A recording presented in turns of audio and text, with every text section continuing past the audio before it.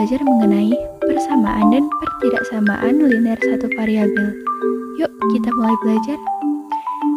Jangan lupa bismillah dulu ya.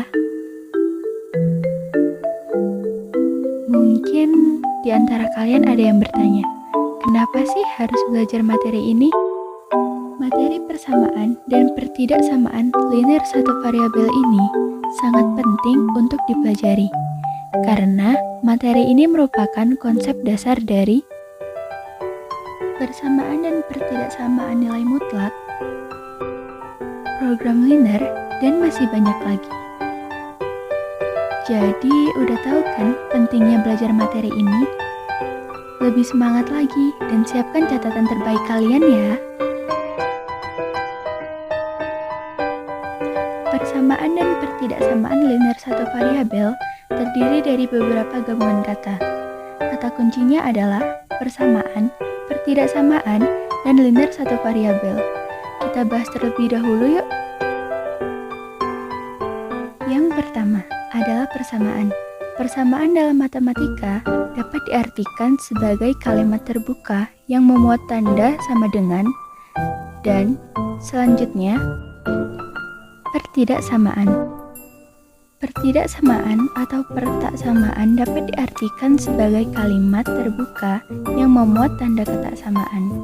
Untuk tanda ketaksamaan sendiri terdiri dari beberapa simbol, yaitu lebih dari, kurang dari sama dengan, dan lebih dari sama dengan. Kalau dilihat dari dua pengertian ini, baik persamaan atau pertidaksamaan sama-sama merupakan kalimat terbuka. Mungkin ada yang bingung dengan istilah kalimat terbuka itu apa, dan adakah istilah kalimat tertutup di dalam matematika? Matematika kaya akan kalimat. Selain terdapat istilah kalimat terbuka, matematika juga memiliki istilah kalimat tertutup. Kalimat tertutup adalah kalimat yang sudah dapat dinyatakan nilai kebenarannya. Artinya, kita sudah tahu kalimat itu benar atau salah.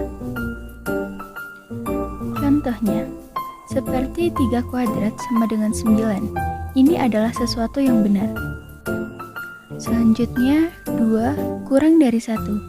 Hal ini menyalahi aturan. Yang betul adalah 1 kurang dari 2. Sehingga kita bisa mengklaim bahwa kalimat ini adalah kalimat yang salah.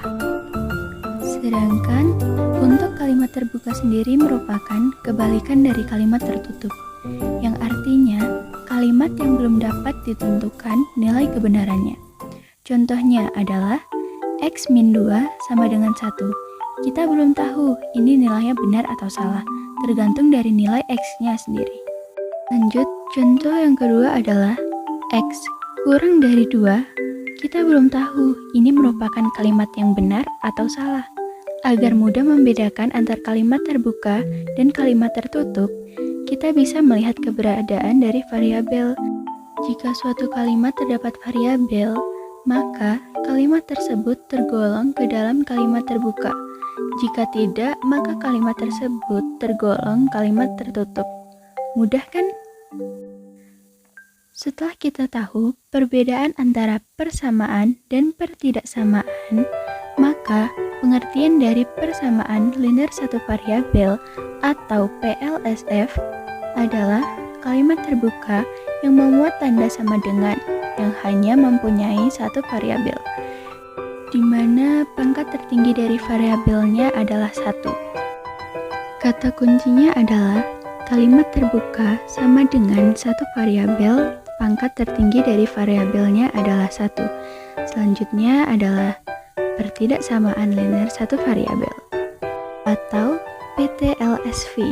Artinya adalah kalimat terbuka yang membuat tanda ketaksamaan yang hanya mempunyai satu variabel dan pangkat tertinggi dari variabelnya adalah 1. Jadi, yang membedakan antara persamaan linear satu variabel dengan pertidaksamaan linear satu variabel hanyalah terdapat pada tandanya saja. Selanjutnya, untuk bentuk umum PLSV, untuk setiap A, B, dan C bilangan real, maka bentuk umumnya adalah AX tambah B sama dengan C, di mana A merupakan koefisien yang tidak boleh sama dengan 0, X merupakan variabel, B dan C merupakan konstanta.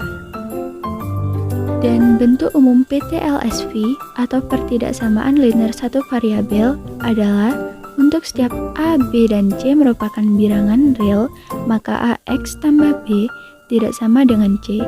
Seperti persamaan Reynolds satu variabel, A di sini adalah koefisien yang tidak boleh 0, X merupakan variabel, B dan C merupakan konstanta, di mana tanda ketaksamaan yang ini terdiri dari 4 lebih dari, kurang dari, lebih dari sama dengan, dan kurang dari sama dengan. Selanjutnya, kita akan menyelesaikan persamaan linear satu variabel.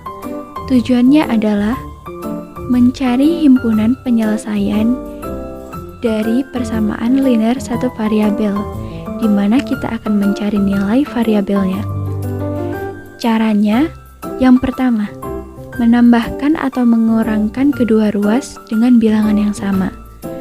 Yang kedua, mengalihkan atau membagi kedua ruas dengan bilangan yang sama. Agar mengerti, mari kita lihat contohnya.